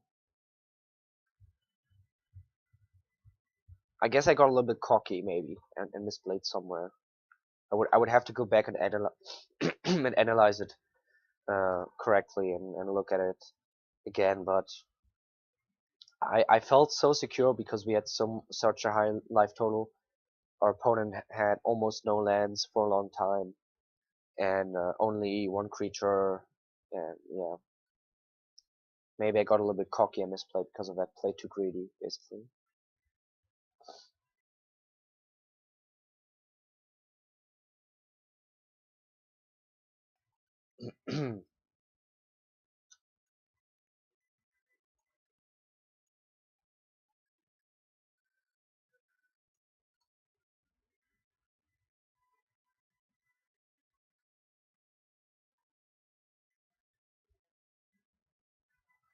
Yeah, I think we get green here instead of double blue, because if we do need double blue, we can get it.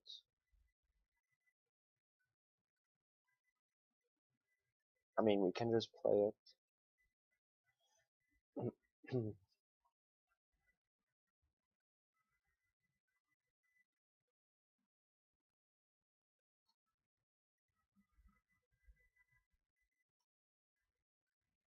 I don't mind losing here, by the way. I won't be sad if we get eliminated in top 8. I always do this when I when I finish top 8 in Pauper Classic Tuesdays. I complain that I don't even want to play top 8 because it's so late for me and I'm so tired. And I'd rather lie down and relax right now. Because streaming 4 hours in a row is kind of exhausting. Of course, I still want to win, but I'm happy with winning 3 out of 4 Swiss rounds and just qualifying for top 8.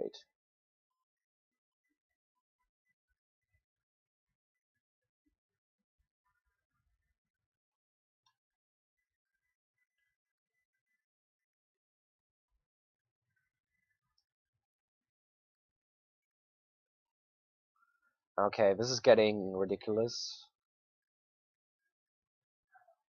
So we're gonna have to start fogging next turn.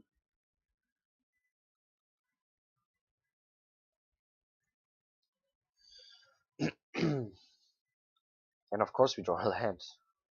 Well, this is okay-ish.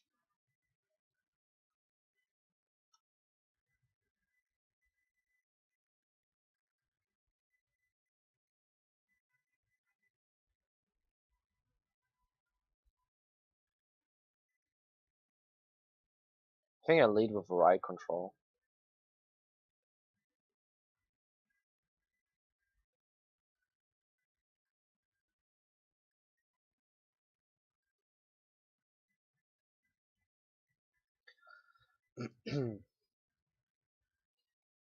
Let's get a blue here.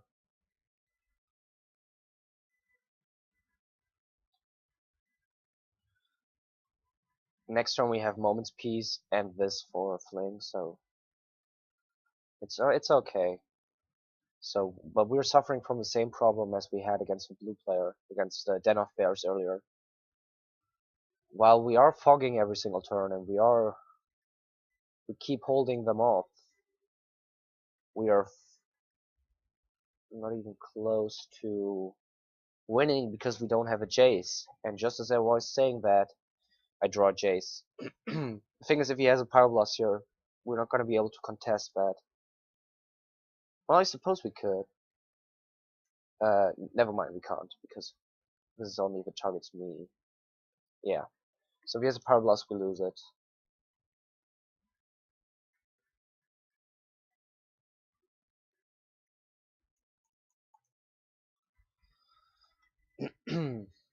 So now that we have a Jace, it's actually okay to just fog every turn. Of course, we still need to draw some draw spells now. Would be nice. Compulsive Research would be okay. Of course, he has a Pyroblast. This is ridiculous.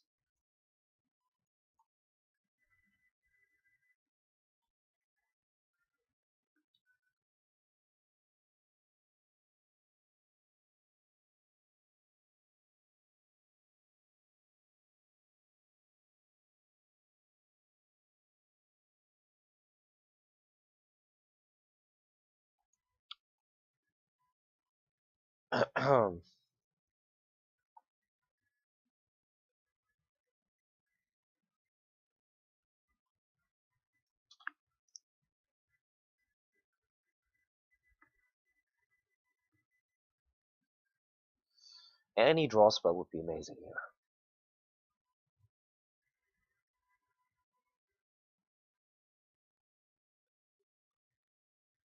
Anything that's not a land actually would be amazing. That's close. That's close. What do we want to do with this? We have 7 mana. We have 4 afterwards. I think we get Accumulate Knowledge.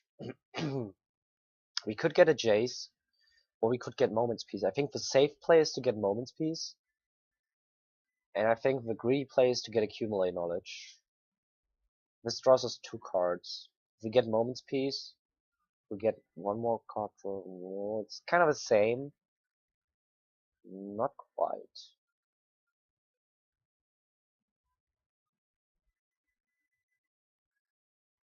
Safe players getting a moment's peace. What do you guys think? I have a lot of time, so I might as well ask chat. Do you think I should get moment's peace, or I should get accumulate knowledge? I mean, those have to be the two choices. I mean, the question is there a fog in the next 3 cards on top of our library?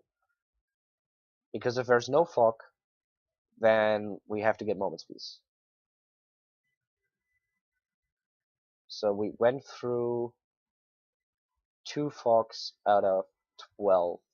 So there's no 3 we have. So there's 9 fogs left. There's 9 fogs left. So every 4th card about there. Yeah, I guess we have to choose the safe play.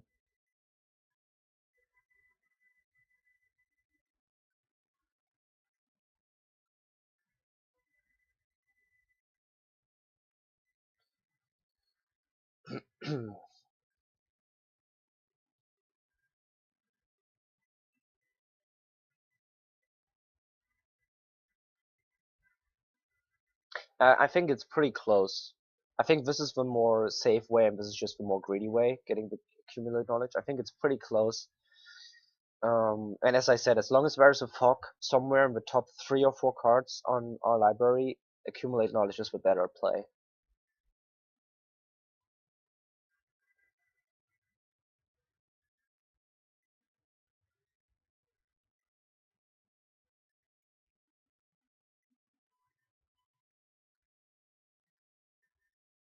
I could actually let one go through. Oh no, he still has all his galvanic blasts.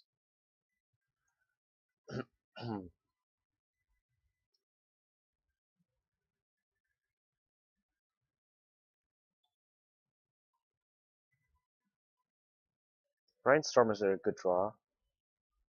I like that.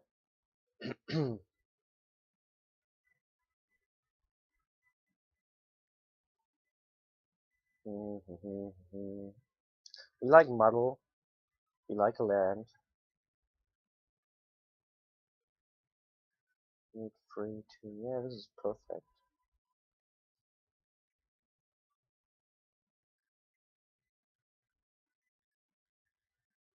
Hang on. What do I want to have on top? Well, it doesn't matter. It doesn't matter. Because we're not going to mill ourselves, and we're going to brainstorm again.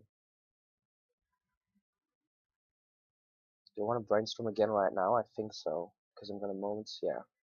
Just brainstorm again right away.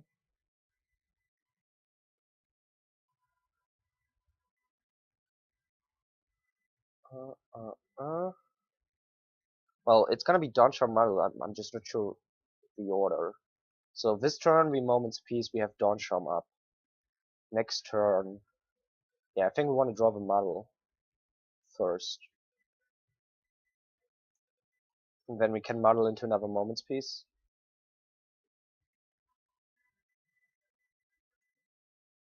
And we milled the Pyroblast and the Galvanic Blast. That's great.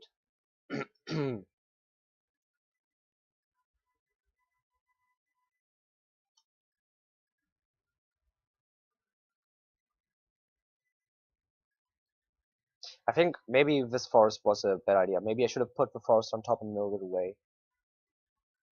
I'm not sure about that, but we need a lot of mana for our transmute on the model, which we're going to draw now. So on top is another Dawn Charm, which I want to draw, yeah.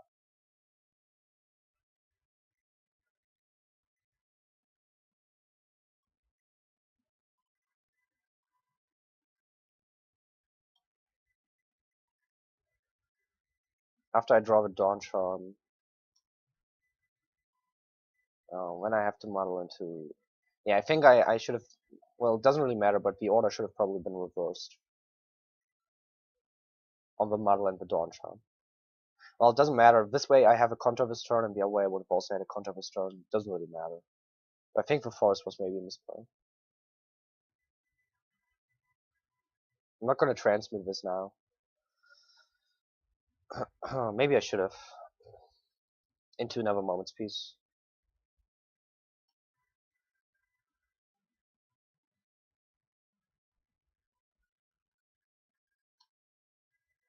because then I would have more mana next turn. But this way I can still draw into a moment's peace, I suppose. We could also let one attack through. I'm still considering that, but I kind of want to mill him another Galvanic Blast before we do that. But we're not milling much because we're not drawing many cards. And now we kind of don't want to let another attack through. And a Brainstorm is pretty good. And there's a Fling that's also good. Oh. Do we want to put something away? Let's see. 3 mana.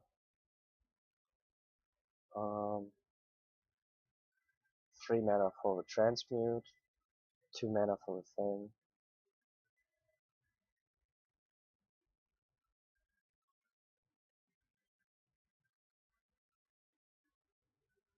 Put this on the very top. This on the second.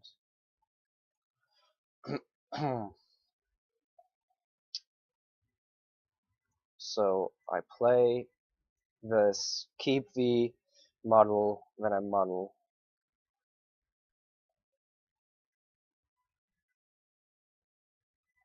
Now we model in 2 moments piece. I'm not sure if that was the correct play there. That was kind of weird. Now I milled him 1 Fling and 2 Galvanic Blasts, so I think I might let 1 attack through now. Although it's now an attack for 14, and we go down to 7. But he only has 1 Fling, 1 Galvanic Blast left. And he's in top deck mode. So I think, and 1 Fog might really make a difference. So he can't double Galvanic Blast. He would need to have both his last Galvanic Blast and his last Fling. Yeah, I mean, if he has Fling now, we're dead anyway.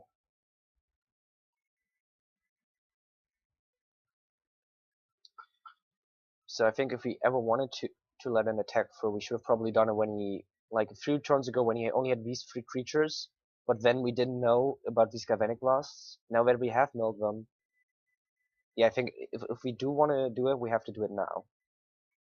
And he has only 1 card, and in these 18 there's still 1 Fling and 1 Galvanic Blast left. Yeah, I think this is a smarter move. Go to 7, and the Galvanic Blast is not gonna matter, and the Fling is not gonna matter. It's not gonna change anything. We're still dead to Fling, and we're still not dead to Galvanic Blast. This is just basically time walking. It just buys us 1 more turn, letting this through. And starting with next turn, we won't be able to do this because he attacks with ad hoc. I kind of want to draw into a counter spell because there's the Galvanic Blast. Well, we didn't really care about this. We only care about the Fling. So he has a 1 in 17 chance right here to draw the Fling, and this is basically going on every turn. So I'm just gonna do this right now. So it's really a race whether he's gonna draw his Fling or whether we are gonna draw a counter spell. And I think as soon as we draw a counter spell, we win. And as soon as he draws his Fling, he wins. And he's gonna draw a bunch of cards now because of the Echo Wellspring. And this could be it. So there were 17 cards and he drew 3. There's a 1 in 6 chance he has the Fling now. Roughly 1 in 6. So that's like rolling a dice and hitting the 6, basically. Or yeah, the way he went to 7 here means he has the Fling. Pretty sure. Well, maybe not.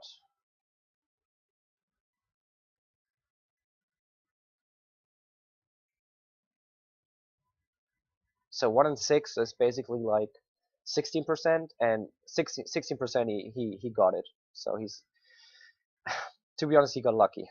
1 in 6 chance, right? But that's okay. Sometimes the opponent gets lucky. We got a little bit unlucky, didn't draw. Oh well. I wanted to see what I would have drawn, but the host closed the game. But there was one island at least. A little bit unfortunate. We were in the top deck mode all the time. If we had been a little bit more lucky and drawn a draw spell instead of keep drawing models, and then the draw spell would have drawn a fog and maybe a counter, then we would have been in a way better position. I think we would have easily won there. But that's how this goes all the time. Sometimes you're a little bit unfortunate with your draws, sometimes the opponent is, and this time we were. It's okay. So we finished top 8. Thank you all for watching. And I'm gonna put the deck up. If you have any questions, now is the time. And yeah, that's the stream. Thank you all for watching. We went 3-1 in the Swiss rounds, then we got eliminated in top 8 due to unlucky draws or unfortunate draws, in my opinion. I don't think there was any misplays. At least no huge misplays that were game deciding. If you're interested in the stream and the stuff we're doing, check out the description. There's a link to the YouTube channel. There's a link to our Twitter and all this stuff, and there's a schedule and stuff. So yeah, check out the description. And I'm gonna be here for a couple more minutes. If you have any questions about the deck, now's the time to ask them, or about Magic in general, or anything really. And if there's no questions, I'm gonna end the stream. And I just want to say again, thank you all for watching, and see you guys next time if you're leaving now. And while I'm waiting for your responses, let's message him.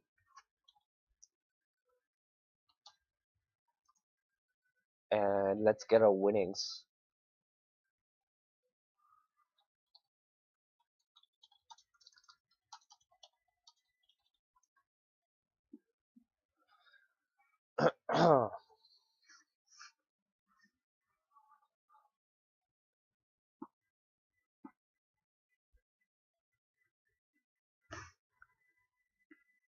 And the next stream is gonna be Thursdays.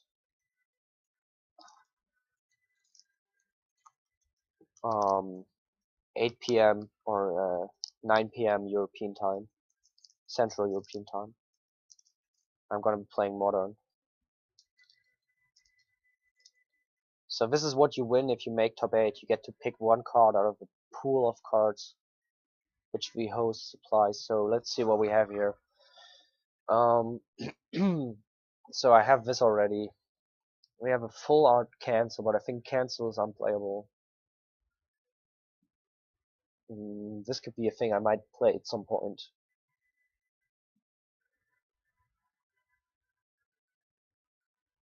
Yeah, I think this is also unplayable. Fling is an interesting thing. I only have 4 of these, so I might take one of these. What is hinder?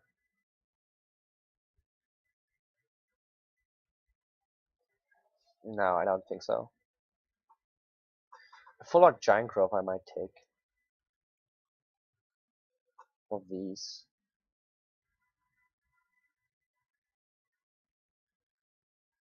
I don't have secluded step in my library.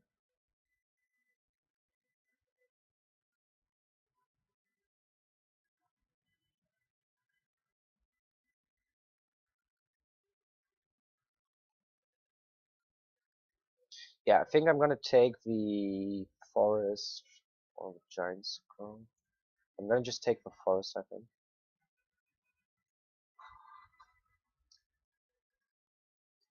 I usually end up taking full art land or full art pauper staple.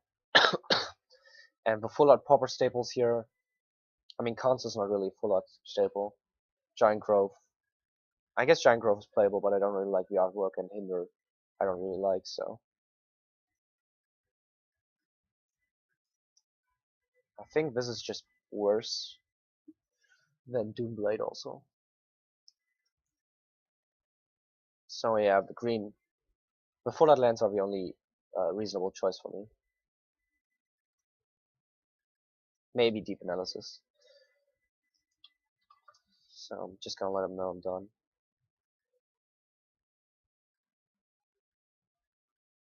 This artwork seems pretty good, actually.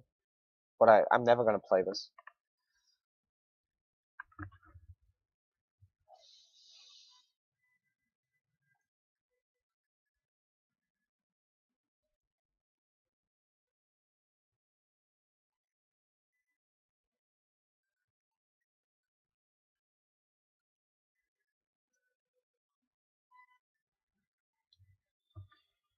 Well, there seems to be no questions and there's nothing happening here. I suppose Long Time Gone is busy, so I'm just gonna end the stream again. Thank you all for watching. See you guys next time. Have a nice day.